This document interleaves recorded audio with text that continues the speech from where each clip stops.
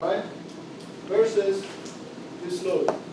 So if you take the entire thing as a system, then you realize that you have too many unknowns.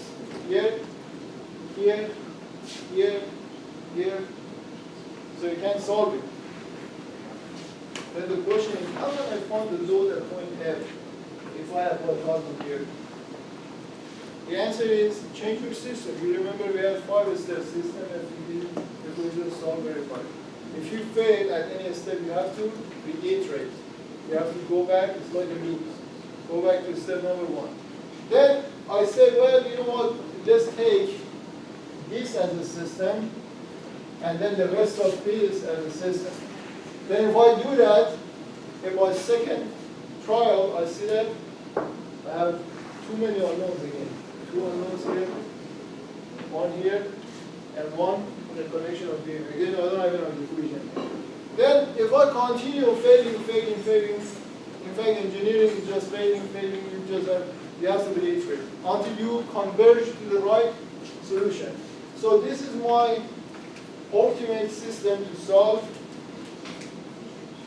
system configuration, to solve for this problem. System 1, system 2,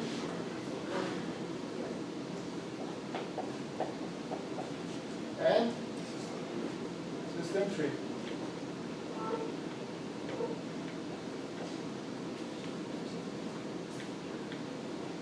Right? So if I choose that, I realize, well, my FPD would look like, in fact, let's put this in system 1 here. Let's put this load also in system 1. So I don't compute for the cable, but if you cut it here, you have to first find the cable. Well, I know that it just simply is 1000 times 181, but I'm just trying to teach you the systematic way. If this connection is a complicated truss, you cannot do that. You should include that, this load into that, in order to cancel out the internal loads. So for this system, if I want to draw a FPD, then I get the system, let me make simplified plot of that. Then I have this point, let's call this point A, B, C, D, E, F. I'm guessing that we have a right order of characters. So at this point, I know that I have AX and AY. Do I have MA? There's one source of failing a student in the class. If I see you put MA here, that means you never understood what's always going on. You never practiced. You just came to the class and memorized whatever I give. There is no friction here. So there is no way you can have moment at this point. So you have AY. Should I include AX or not? Well, I know that I have no source of force in the x direction, right? No, there is no physics that causes the force in the x direction. So I can just, I know that in the end I get R, AX is 0, so I just don't include, I don't waste my time, right? So you try to minimize your time, solution time. So AY, and then here you're going to have DY. By the same token, I don't include dx, right? Yeah. Then that's it. That's all surface force. What about body force? Do I have body force in this system? Yes, the body force acts at this point and is equal to 1000 times 981. So that's the FPD for system 1. Can I solve it? Well, you can solve it. You know that you can write more of the question about that to get dy. But I'll just go ahead and do FPD for system 2. So this point C, Cy. At this point B, I already defined my parameter. So all I do, I just put this one with the opposite direction. And then dy.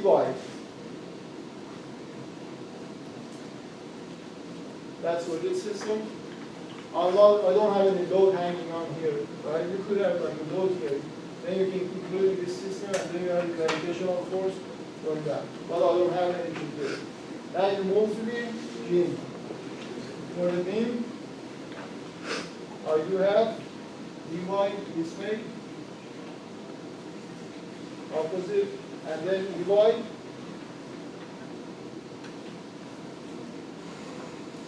And then this point, let's call it Fy. Default, when I put the default is y, up positive is up, x positive is to the right. That's default. So I'll do Fy, dy, dy. Opposite of 10. And finally, for this column here, which is not our system, but I just want to show how it works, then we put opposite of that. Fy. Whatever you have here, you put the opposite and the composite column. And that's a full FED for all systems. Now, I need to make a strategy to solve. What is the ultimate goal here? To solve for what? To solve for Fy. And if we have Fy, then we can find a formation exactly like the previous example. So, I can make a strategy to say, well, if I here in this system, if I write moment equation about this point, ay, what do I get? dy.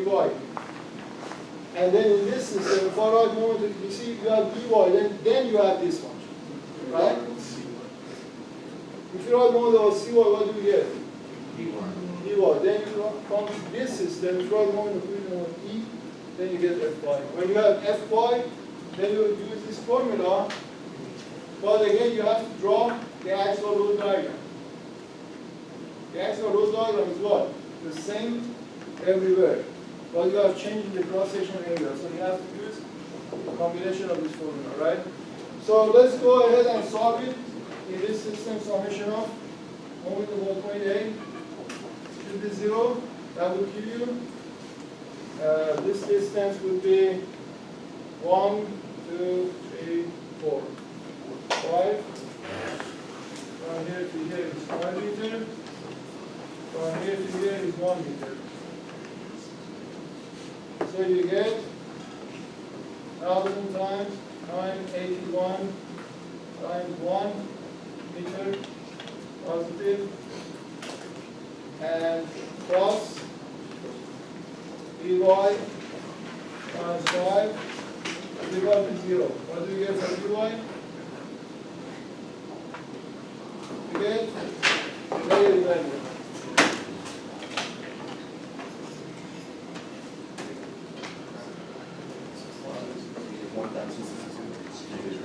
Yeah. So you get dy is equal to negative 1962. 1962 newton. Almost 2 kilonewtons. Right? So this kind of leverage mechanism convert, this is like reducing. So it converts 1,000 to converts 9K to 2K. Right? Almost. Now this one, don't forget when you put it here, if you still keep this sign, you have to put negative 1962. Now if you flip the sign, then you have to keep positive. So I have negative 1962 this way. So what should I get for this point? Summation of, in this system, summation of moment about point C is 0. What do you get? Negative 1962 times this distance, which is 1, 2, 3, positive or negative, which is sign is positive. Right? And then you go to this one, cos dy times 1 is equal to 0. So what do we get for dy? We get a positive value. Yeah, 1962 times 3. And dy is 5K. Almost 6K. So dy is positive 5 89 day. Right? So now finally, in this system, I want to find Fy. What should I do? Summation of 1 divided by 0. That would give me 589 A times this distance is 3 positive, then plus Fy times 1 is equal to 0. So F1 is equal to 5, 89, yeah, is 17. So you did it right. You did it right. Fy is equal to 17, 7K. Basic averages here. Okay. I'm missing something. What am I missing here? It's a negative. It's a negative number, right? So here, you have to put a negative here. If it's negative, what do you get from this picture? If that's negative, that is going out. Right? Or you can put it here, but you have to put a negative here. So I prefer to put it this way because it's more like visual. 17.7 K. Now I want to find the deflection of this point F. This point F. So the deflection of point F, let's say this point F, G, H. So this point H, point G, right? The deflection of the vertical deflection of point F with respect to H, or the wall, the base, because this not moving, this constant. So F with respect to H is the vertical deflection of F with respect to G plus vertical deflection of G with respect to H. What should I write for that? This with respect to that is what? I use this formula. So I use F, and F is what? F, the axial load is the same everywhere. It's the same. You don't have to change the axial load. F is the same. So it's 17 point. So you can factor all that out. 17.7 K. And also EH is also E is same. So I'll factor out E2, 200 gigapascal. So all I have is also L is also same. L1 is equal to L2 is 1. And also I factor L. So all I have is F is the ratio of 1 over A. So that's going to be 1 over A1 for that plus 1 over A2. Right? That's your common answer. Oh, you got the same? I think so. I didn't realize that you gave us an E value, so I left it as in terms of. That's even better. So the thing is, here is the thing that happens here. Again, you see that I may not give you like, because it's not kindergarten, right? This is university. So I don't have to immerse you. You have to know how you do your thing, because this is business, you're investing in yourself. You have to practice at home. So here what happens. Some students, I know that you work at home, and you work a lot of examples, even though if I don't give you homework, you are still working on the board. The solution is right in the board. You don't need to wait on me to post anything. Everything is right there. So as you can see, some students, they are just getting the waivers right now, midterm waivers, bonuses, and everything. So when we reach to the end of semester, we have some students that they don't have any waivers. They didn't do good at quizzes. and the grades not good, and they still come and say, well, can I get like a B in this class? No, you can't. We had infinite amount of opportunities. It's just ridiculous how much opportunity we have in this class. But all it takes is you practice at home. What I do in the lecture, we have also videos. So you can go and watch it again. If you don't understand it, watch it again. Although it's very boring. So we have, again, we are not even into the meat of semester class. So you still have time to do that. When you go home, please practice the lectures, watch the videos, try to grab your book, start just open a random page and practicing some examples. And then you realize at some point you get better. These two guys got it today, Max and Matt. They got it today. One day you may get a final grade. Who knows?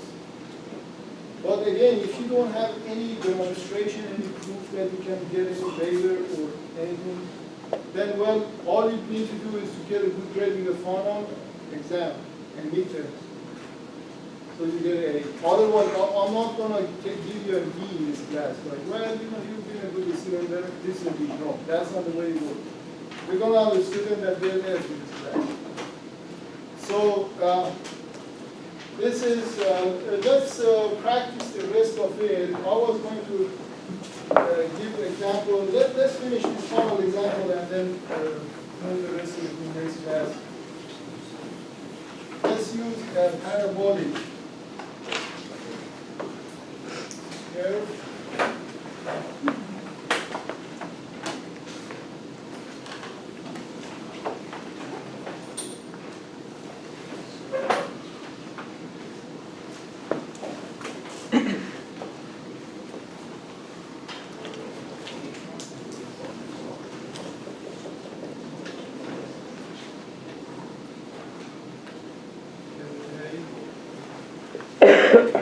Say F, and Y equals F, and then F, one level E and A.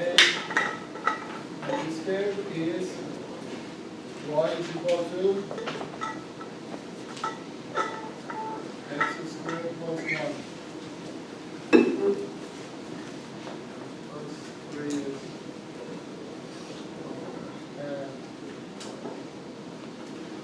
so you see here we have R, and that curve is given to you. Now the question is, find the deflection at the end of this R.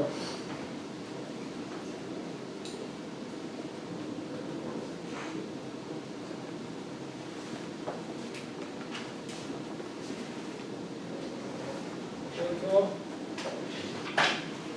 say this point A, B, find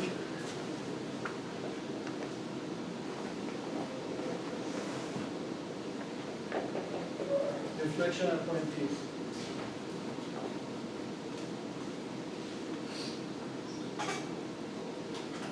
So what should you do? Remember, it's also in your book. The formula, but the way he gives it is a little bit different from what I showed you in last class.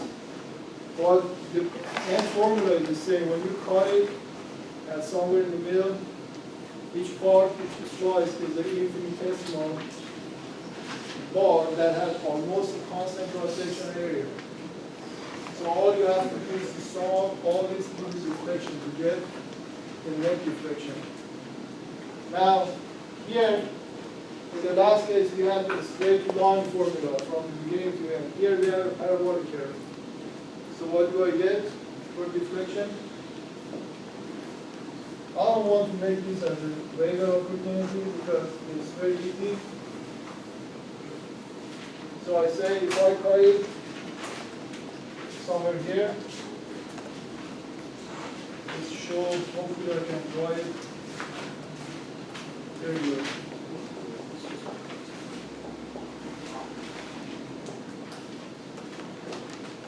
See, this is as the radius R of x. See, it's not R. R is just the radius at the very base. This radius will change. And let's say from here to here is x, the point that you cut it. So you say deflection at point B is the sum of deflection,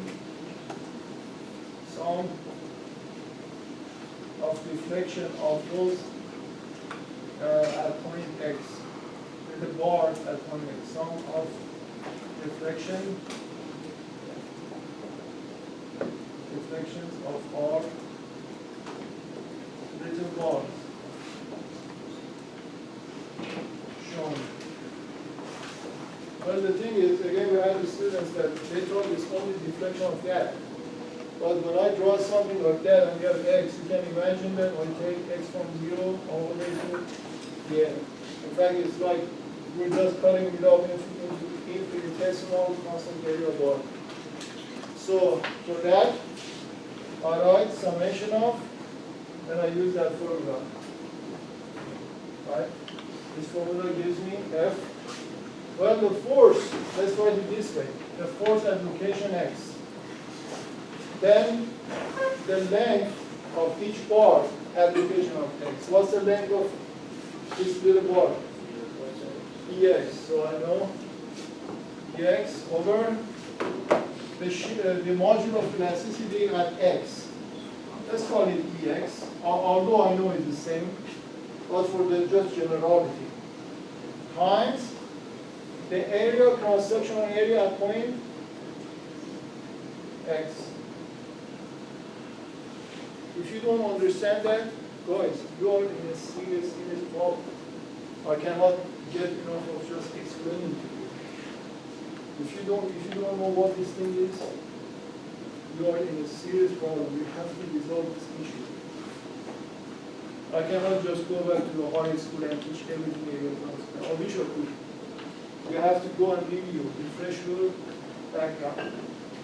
So now, when I go to infinitesimal, what happens to this? It becomes, the sum becomes integrated. From where to where? From 0 to x is equal to L. Right? From x is equal to 0 to x is equal to L. So all I need to do is to substitute the corresponding values there and perform an integral. So for that I get from x0 as x is equal to L. What should I write for force versus x? Well, you say, well, I draw my axial load diagram first. So that's your x, and your axial load diagram versus x. What do you get? Constant F everywhere. So you have all the way positive F. So here you can just, here you have F times dx is dx, modular of elasticity, Young modular of elasticity, same. In the test, I may give you an example that you have, they call it composite material. What is a composite material? The material is made of different composite material. That means E is a function of X. Like up to here is wood, and then it's some other material. All the resins, they all part of together, so your E will have some functionality like that. E can have a functionality like that. All you do is you just put it in the integral. Right? Here E is just the same.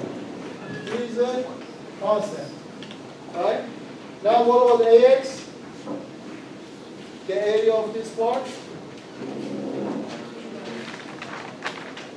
Let's ask. Y squared. Which is what is y squared? X squared plus y. Yeah.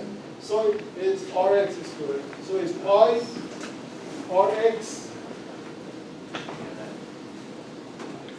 squared. Your y is in fact Rx squared. And Rx squared is equal to x squared plus r.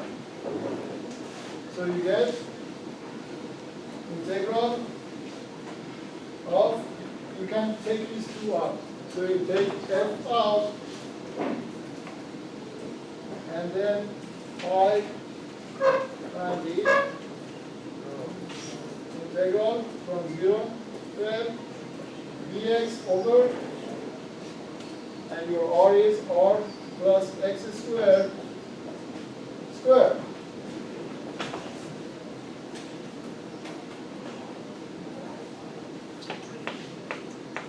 Now,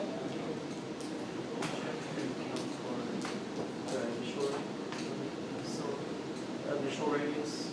well, now automatically we take care of that. You see, if you do the x0, what do you get for radius here? You see, you get r, right? Now, that's actually, in fact, the final solution, because this integral, some teachers may say, well, find this integral. Give me a closed form formula. Well, I say, well, nowadays we have something called vector or mathematical. Or you can go online. Give me the value of that integral. What's the value of that integral? You can easily go online, type in this formula.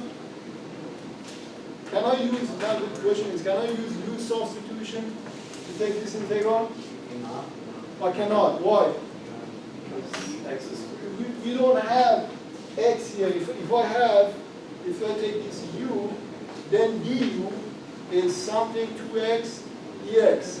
That means I have to have x showing up here.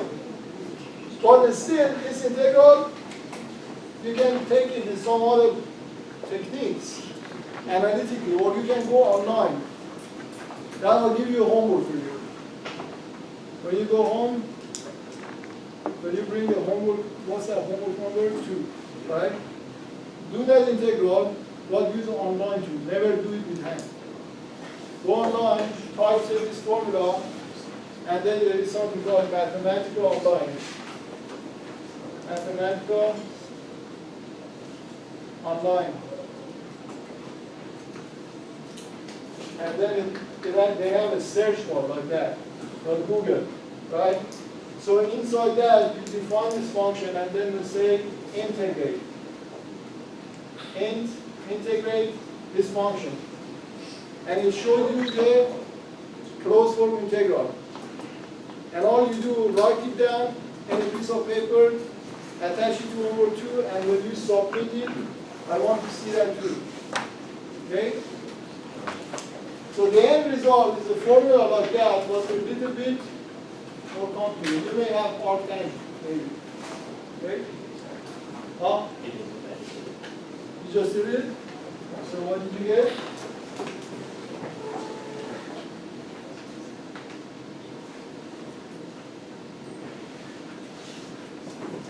One half of x over, and you know that when you put x, L is going to be L over 1 plus L squared plus R tangent L.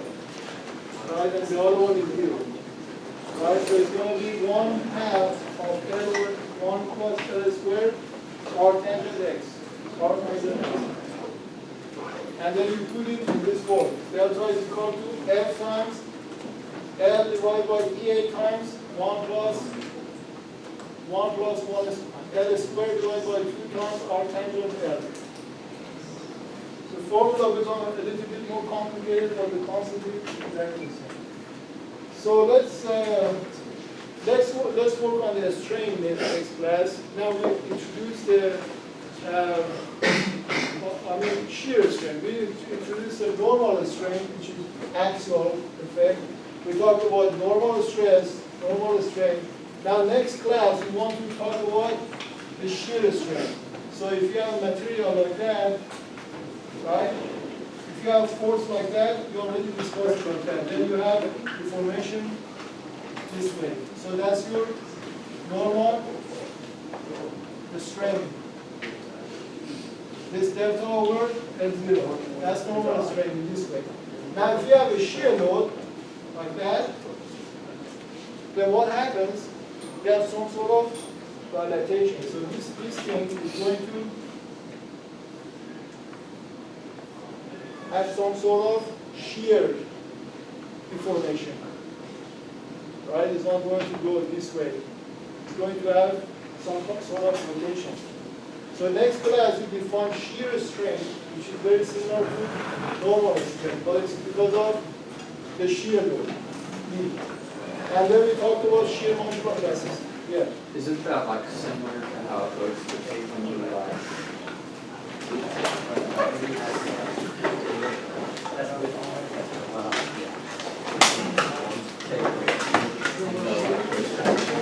Yeah, you see that?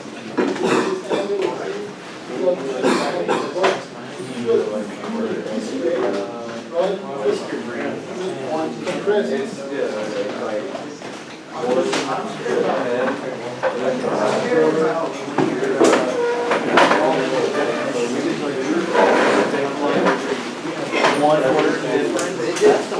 oh, so like